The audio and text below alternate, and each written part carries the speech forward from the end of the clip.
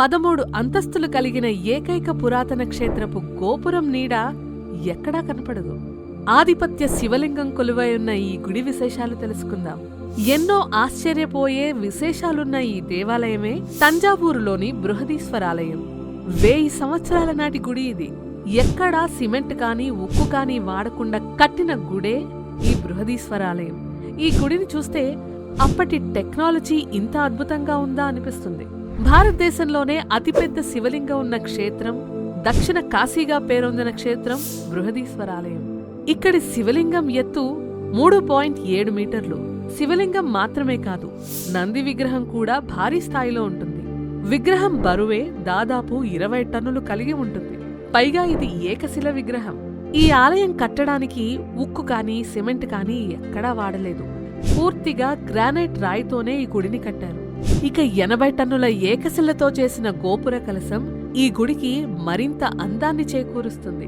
13 అంతస్తుల పైన ఎటువంటి వాలు లేకుండా గోపురాన్ని నిలబెట్టడం అనేది అందరినీ ఆశ్చర్యపరుస్తుంది. అంతేకాదు, మిట్ట మధ్యాహ్న సమయాన ఆ గోపురం నీడ ఎక్కడా పడదు. గుడి నీడ కనపడ్డా గోపురం నీడ మాత్రం చూడలేము. 80 టన్నుల బరువున్న ఆ కలశాన్ని అక్కడికి ఎలా తీసుకెళ్లారనేదే అప్పటి రాజుల నైపుణ్యానికి ప్రతీక అని చెప్పొచ్చు. ఈ ఆలయ ప్రాంగణం చాలా విశాలంగా ఉంటుంది. అంతేకాదు, ఎక్కడ మనం మాట్లాడుకున్నా శబ్దాలు అసలు ప్రతిధ్వనించవు. అంటే అంత శబ్ద పరిజ్ఞానంతో ఈ గుడిని కట్టారన్నమాట.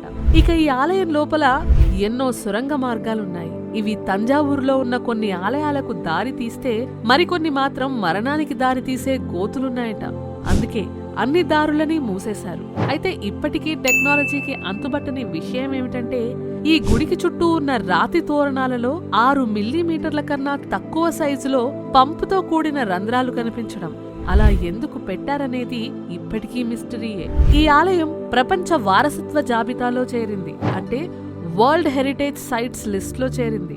1000 సంవత్సరాల గుడులు దాదాపు పాడుపడిన స్థితిలో ఉంటాయి. అయితే ఈ గుడి మాత్రం అత్యద్భుతంగా కొత్తగా నిర్మించినట్టు ఇప్పటికీ కనిపిస్తుంది.